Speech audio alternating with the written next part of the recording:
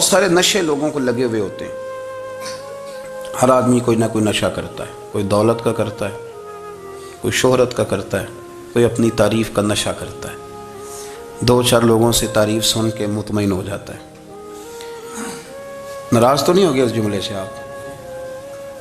کرتے ہیں لوگ دولت کا نشہ بھی. یہ جب نقصان ہوتا ہے تو بندے بیمار نہیں ہو جاتے؟ پیسے ڈوب جاتے ہیں تو لوگ بیمار نہیں ہو جاتے؟ تو اس کا مطلب یہ ہوتا ہے کہ نشہ ٹوٹ گیا ہے. بہک ہوئے ہیں نا تھوڑے سے تو کانپتے ہیں, تڑپتے ہیں, پریشان. نشہ ہی اسی طرح ہی کرتا ہے نا, نہیں ملتا تو پریشان ہوتا ہے. یہ سارے نشے ہیں, مختلف قسم کا نشہ. ہم مانتے نہیں اس بات کو, تسلیم نہیں کرتے, کیونکہ تسلیم کرنا بڑا مشکل کام ہے. اس کے لیے تو بڑی ساری چیزیں جو ہیں وہ دبوچ کے اور بڑی سارے رستے پھلانگ کے آنا پڑتا ہے, تو بڑا مشکل ہے ماننا, ورنہ کرتے ہیں ہم. ہمارا مزاج ہے. یہ گھومنے پھرنے کا, دنیا دیکھنے کا بھی ایک نشہ ہے. یہ بہت ساری باتیں کرنے کا بھی ایک نشہ ہے. گپ شپ کا بھی ایک نشہ ہے. دو چار لوگوں کی جب تک پگڑیاں نہ کھول لیں, بعض لوگوں کو نیند نہیں آتی. یہ غیبت کا, چغلی کا, بددیانتی کا, یہ بھی ایک نشہ ہے. اس پر ملا رومی رحمۃ اللہ نے بڑا کلام لکھا ہے. وہ کہتے ہیں مانگ کے کھانے کا بھی نشہ ہے. مانگ کے کھانے کا بھی نشہ ہے. وہ کہتے ہیں کہ ایک بھیک مانگنے والی خاتون تھی, تو بادشاہ کے پاس بھیک مانگنے آئی, تو بادشاہ کو پسند آ گئی, اس نے شادی کر لی. اب اس کو عادت تھی بھیک مانگ کے کھانے کی, تو وہ کنیزوں سے کہا کرتی تھی کہ فٹافٹ نہ روٹی لے کے آیا کرو, میں 2-3 دفعہ مانگوں تو پھر لایا کرو. کیونکہ ایک نشہ ہے نا, تو میں مانگوں 2-4 دفعہ تو پھر. تو انسان بہت سارے نشے کرتا ہے, یہ مانتا نہیں. یہ موبائل, یہ فیس بک, یہ سارے نشے ہی ہیں. اپنی فوٹو لگا لینا, سارا دن اسی کو دیکھتے رہنا. اور بڑے بڑے سیانے بندے جو وزادار ہیں, بڑے وزادار لوگ ہیں, لیکن وہ بھی سنجیدگی کے قائل نہیں, اس طرح کے نشوں کا شکار ہیں. یہ سارے نشے ہیں جو ہم نے پال لیے. ہمارے صوفیاء, ہمارے بزرگ فرماتے ہیں کہ تم اس طرح کرو, اگر سارے نشوں سے بچنا چاہتے ہو تو سجدے کا نشہ شروع کرو. سجدے کا نشہ شروع کرو. یہ نا اقبال کہتے ہیں, عطار ہو, رومی ہو, رازی. آپ بات کو سمجھیں. عطار ہو, رومی ہو, رازی ہو, غزالی ہو, کچھ ہاتھ نہیں آتا بے آہ سحر گاہی.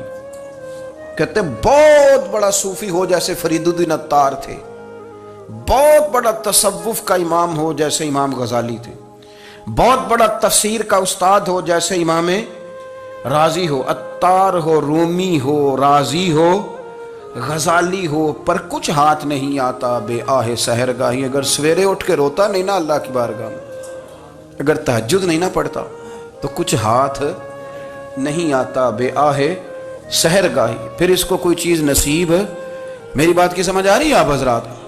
جب تک آپ سویرے نہیں اٹھتے, آپ اللہ اللہ نہیں کرتے, آپ کو نوافل کا چسکا نہیں, عبادت کا مزہ نہیں, فرمایا میری عبادت کرو, یہ شوق پیدا کرو, میں نے تمہیں پیدا کیا ہے. ہم لوگوں کے نشے ہیں, مختلف نشے ہیں, بڑا عجیب رنگ ہے. محفل کی صدارت کرنے والے بڑے پیر صاحب, بڑے القابات, بیچ میں سے بندہ تلاش کرنے سے بھی نہیں مل رہا, اتنے بڑے لقب ہیں اس کے. لیکن وہ ساج سمر کے 2.5 گھنٹے بیٹھا رہا محفل میں, اور نماز کا وقت آیا تو اس نے مختصر سی پڑھی, وہ نکل گیا. ہلکے سے سجدے کیے. اتنا بڑا عشق رسول, نعت خواں, ہو کیا بات ہے. اور عشق رسول کا بہت بڑا پیغامبر, بہت بڑا مبلغ. وہ بیچارہ سمجھ نہیں سکا کہ اللہ کے رسول نے فرمایا تو نماز پڑھ, میری آنکھیں ٹھنڈی ہو جائیں گی. تو یہ نشے کے عادی تو ہیں, پر حقیقت کے قائل نہیں ہیں. یہ بس ٹھیک ہے, خوابوں کی دنیا میں لوگ زندہ ہیں, پر جن کو یہ جو نشہ تھا نا عبادت کا, یہ میرے رسول پاک کی چاہت ہے, یہ میرے نبی کریم علیہ السلام کی. آپ دیکھیں نا, حضور مہینوں جا کے غار حرا میں بیٹھتے. کیا وہاں تبلیغ کرتے تھے؟ کوئی کتاب لکھتے تھے؟ رسول کریم علیہ السلام مہینہ رہتے غار حرا میں. کوئی نہ مجھے دیکھے, کوئی نہ مجھے ملے. حضور یہاں کیا ہے؟ فرمایا میں اپنے رب کی عبادت کروں گا. نبی کریم علیہ السلام نے سجدوں کے ساتھ پتھروں اور پہاڑوں کو آباد کر دیا, سجدوں کے ساتھ. آپ کا سجدہ آپ کو بہت ساری چیزوں سے چھڑا لیتا ہے, یہ بہت ساری جگہوں سے جھکنے سے بچا لیتا ہے. صوفیاء, اولیاء یہ کیا کرتے تھے؟ یہ سجدے کا ذوق ہی تو پیدا کرتے تھے. سجدے کا ذوق. شاہ عبدالعزیز دباغ رحمۃ اللہ تعالی علیہ اپنے مریدوں سے فرمایا کرتے تھے کہ اگر تم پکے نمازی بن جاؤ نا، تہجد گزار ہو جاؤ، تو میرے پاس آنا جانا چھوڑ دینا۔ عرض کی حضور کیوں؟ فرمایا میں تمہارے اور رب رسول کے راستے میں رکاوٹ نہیں بننا چاہتا، اور میرا مقصود ہے تمہیں وہاں تک پہنچانا۔ جب پہنچ گئے تو پھر میری ضرورت ختم ہو گئی۔ ہاں کبھی وسوس آئے، شک پیدا ہو، تکلیف ہو تو آنا، ورنہ میں نہیں چاہتا کہ میں رکاوٹ بنا رہوں۔ تم اللہ اللہ کرو، اس مالک کو راضی کرو۔ میرے رسول پاک علیہ وسلم نے فرمایا بندہ اللہ کے سب سے قریب اس وقت ہوتا ہے جب وہ سجدے کی حالت میں ہوتا ہے۔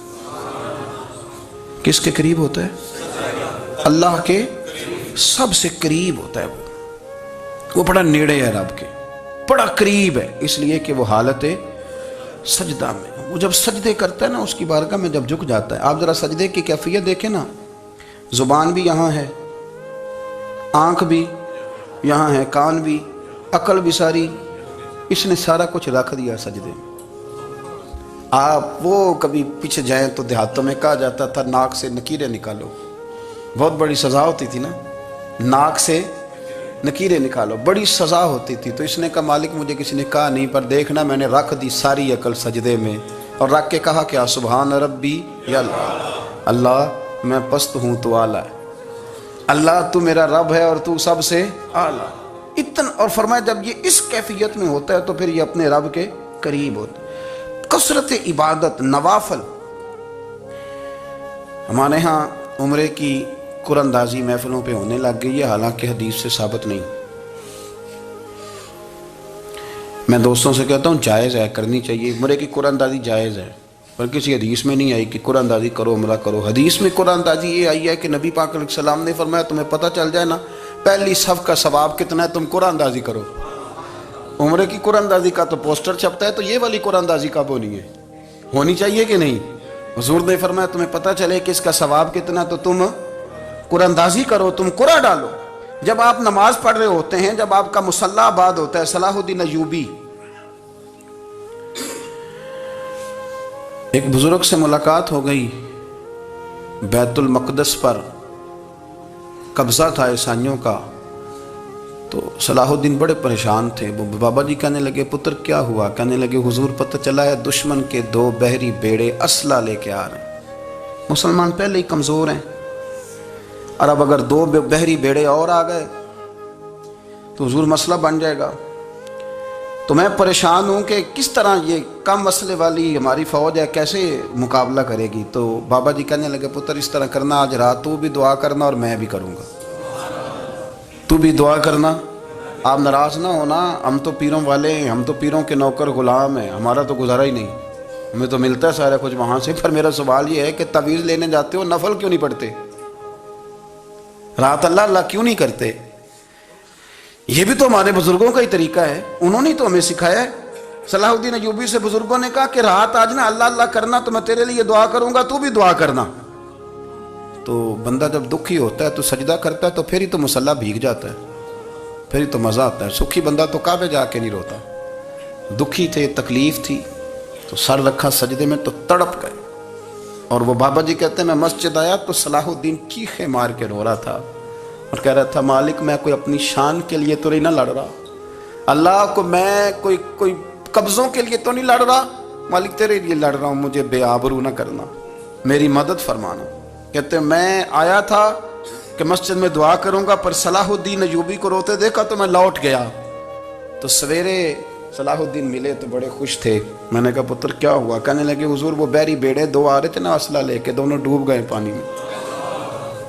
پانی میں ڈوب گئے۔ تو بابا جی کہنے لگے صلاح الدین وہ پانی میں نہیں ڈوبے، وہ تیرے آنسوؤں میں ڈوب گئے، وہ غرق ہو گئے۔ وہ جو تو نے مصلی بات کیا تو وہ تیرے آنسوؤں میں ڈوب گئے، وہ غرق ہو گئے، وہ تباہ، اتنے قیمتی تھے تیرے آنسو کے بہا لے گئے دشمن کے بحری بیڑوں کو۔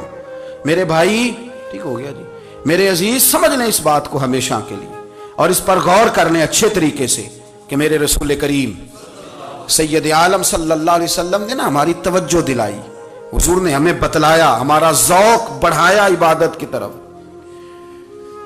ایک صحابی تھے حضرت ابو فاطمہ رضی اللہ تعالیٰ عنہ، یہ ترمذی شریف کی حدیث ہے۔ نبی پاک علیہ السلام نے فرمایا ابو فاطمہ قیامت کے دن مجھ سے جلدی ملنا چاہتے ہو کہ دیر کے ساتھ؟ تو کہنے لگے حضور کون ہوگا جو دیر سے ملنا چاہے گا؟ ہم نے تو جان دے دی وعدہ دیدار پر۔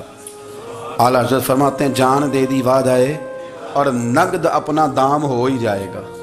مجھے لگتا ہے کہ یہ سودا نقد و نقد ہو جانا ہے، چونکہ ہم نے جان دے دی وعدہ دیدار پر۔ آپ نے وعدہ کیا تھا کہ مریں گے تو پھر زیارت ہوگی، تو مر گئے ہم زیارت کی خاطر۔ جان دے دی وعدہ دیدار پر تو نقد اپنا دام ہو ہی جائے گا۔ اے رضا ہر کام کا ایک وقت ہے، دل کو بھی آرام ہو ہی جائے گا۔ تو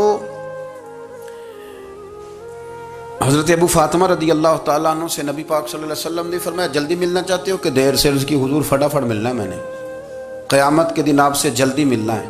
تو نبی پاک علیہ السلام نے فرمایا پھر اس طرح کرنا، دنیا میں رہ کے سجدے زیادہ کرنا، پھر سجدے زیادہ کرنا، قیامت میں ملاقات جلدی ہو جائے گی، قرب ملے گا تمہیں۔ اپنے بچوں کے اندر دیکھیں نا، ہم شوق پیدا کرتے ہیں، ہمیں صحیح لفظ نہیں بولنے آتے پر ہم بچوں میں شوق پیدا کرتے ہیں کہ پتر ڈاکٹر بن جائے گا تو بڑا نفع کرے گا، تو لوگوں کی خدمت کرے گا، ملک و ملت کی خدمت کرے گا، تیرے ابا کا نام روشن ہوگا، تیرے دادا کی تعریفیں ہوں گی۔ ہم یہ ذوق پیدا کرتے ہیں۔ ہم اپنے نوجوانوں کے اندر یہ فکر پیدا کرتے ہیں، انہیں ہم سمجھاتے ہیں کہ میاں جب تم پڑھو گے، محنت کرو گے تو فلاں آدمی کی طرح تمہارا نام ہوگا۔ یہ جتنا ذوق ہم بچوں کے اندر ان چیزوں کا پیدا کرتے، ہمیں حکم ہے کسی طرح ہم ذوق پیدا کریں کہ پتر نماز پڑھے گا تو اللہ راضی ہو جائے گا، تو سجدہ کرے گا۔ دیکھیں نا میرے رسول کریم علیہ السلام نے فرمایا 7 سال کے بچے کو مسجد لے کے جاؤ، یعنی اسے شوق دلاؤ، اس کے اندر یہ خاصیت پیدا کرو کہ اس کا دل کرے مسجد میں جانے کا، اس کے اندر یہ خصوصیات لاؤ کہ وہ ہمارے ہاں نا ہر چیز کو پروموٹ کیا جا رہا ہے، ہر چیز کو، یعنی سر سنگیت سکھانے کے لیے اکیڈمیاں بن گئی ہیں، ہر شے پروموٹ ہو رہی ہے، عبادت کا جذبہ کم ہوتا جا رہا ہے، اللہ کا ذوق ہمارے اندر نہیں رہا۔